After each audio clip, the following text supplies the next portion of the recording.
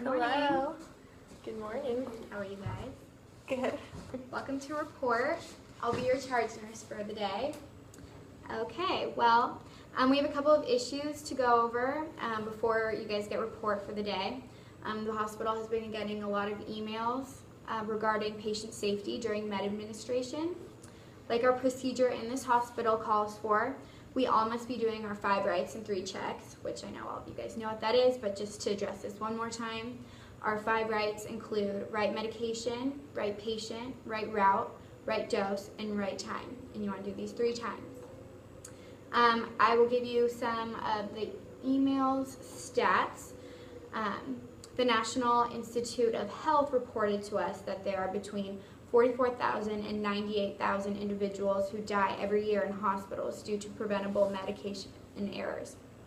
And the NCBI, National Center for Biotechnology Information, by Widman, reported that the FDA in 2004 ruled to make barcodes mandatory on the labels of thousands of human medications and biological products by the year of 2006.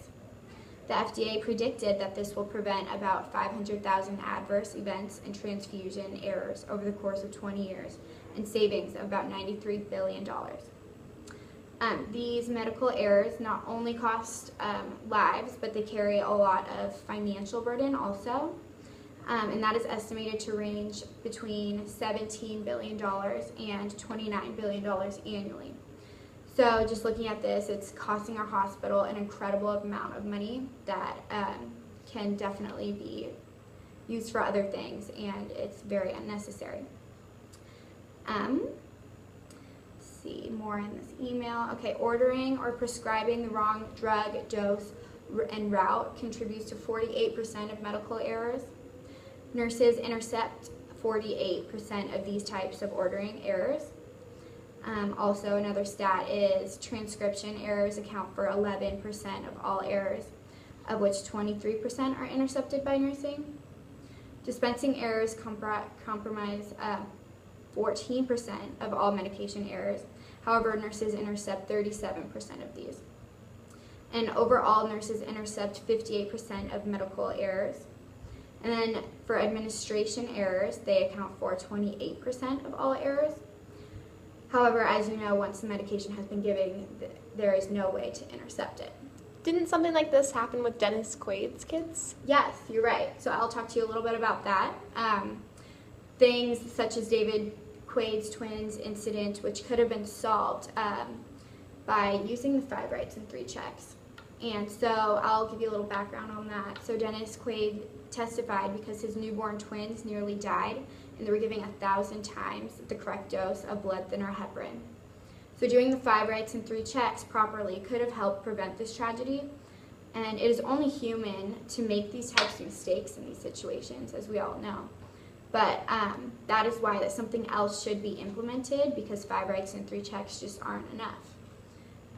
In this example, the overdose was due to a mix-up caused by the fact that the labels on the vial for the correct dose and the vial for the dose that was 1,000 times higher were virtually indistinguishable.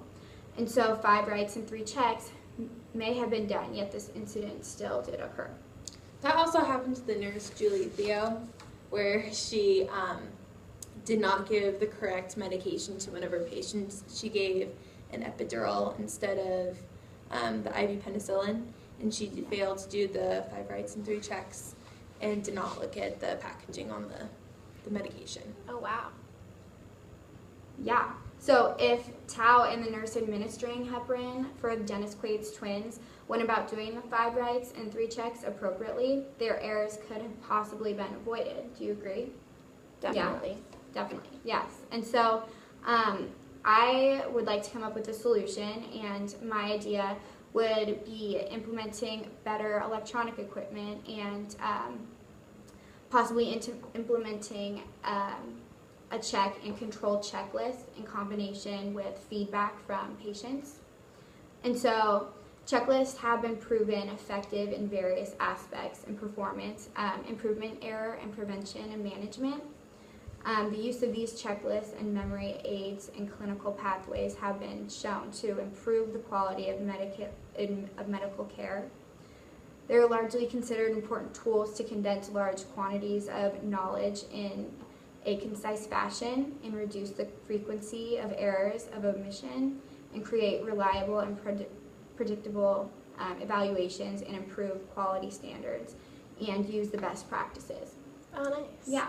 So I've come up with 3 pros and 3 cons. You guys can tell me if you see any other pros and cons to this. So one of my pros is healthcare providers will be able to have a hard copy visual right in front of them while they're checking their orders. Do you think that would be helpful for you? Yeah, that'd be Definitely. really good. I Yeah. can never read what they're writing. I know, that's another problem that we have. Okay, so my second pro is patients will be able to give their opinion and feedback on how they feel the administration of medication went.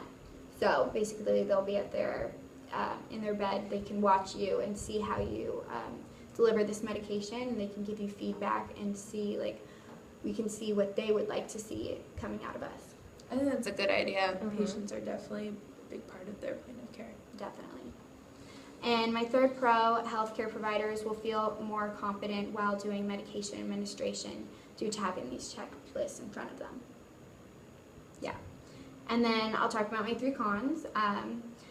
So the checklist could begin to be unnecessary and complicate processes and decrease reliability by adding a secondary layer of complexity. So I know with we have so many other things that we're doing while we're checking. We're doing 5 writes, 3 checks. This might just create one more thing that we have on our minds. But my second one is checklists could compromise the efficacy of a clinical process or procedure and risk infringing on efficient clinical judgment. And then my third one is by adding checklists, clinicians may experience checklist fatigue, whereby they become overburdened by completing these lists. Do you agree with that? I definitely do. Yeah, so we can maybe try this out and see, get everybody's feedback and see if this might work. Yeah. Do you guys have any solutions that you would like to tell us? Yeah, one of my recommendations would be that every nursing student have to go through a simulation lab, like where you have a dummy and the dummy can be talked for by the teachers and they can go into medical emergencies. This is a really good idea because it has so many pros. Mhm. It's You fun. write these down. It's fun for the student who wouldn't love to be a real nurse, even in a pretend situation. Yeah. You can have, for my second one, you can have high stress environments in a controlled area so that the teachers can control what's going on. And third, the teachers can see what exactly the students are doing wrong and fix it. In fact, a study out of Stevenson University in Maryland found that when students use simulations and they use these things called Google Glasses, which are glasses you can wear that's also a video cam, then the instructors can see exactly from their perspective what they did wrong. There's a few drawbacks though. These are kind of expensive. Google Glasses can be thousands of dollars, and you'd have to implement all new sim technology. Some schools might have all the space, so that's another con. And it's going to take up a lot of time. So on top of the students' already busy schedules, they're going to have to go into sim lab as well. Yeah, definitely. My solution for this would to implement e-card or e-barcode scanners in every facility. The pros for this one would that it would decrease med error, because you'll have like the orders and then it'll tell you when you scan it the right dose, right time, right patient, right route, and then that will then cause shorter hospital stays for patients because they're not at risk for med error. And then they're user friendly because all you have to do is just scan it and scan the patient and then just look over to make sure that the information corresponds with the medication. However, because they're so expensive, not all facilities can afford them. So money is definitely a big factor in this. There's going to definitely be some staff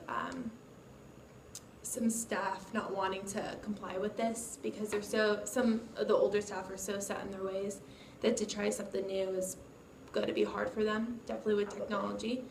And then there's also a lot of workarounds where the nurses could scan the patient's barcode on the computer instead of at the bedside, or prepare the medications prior to doing it at the bedside. So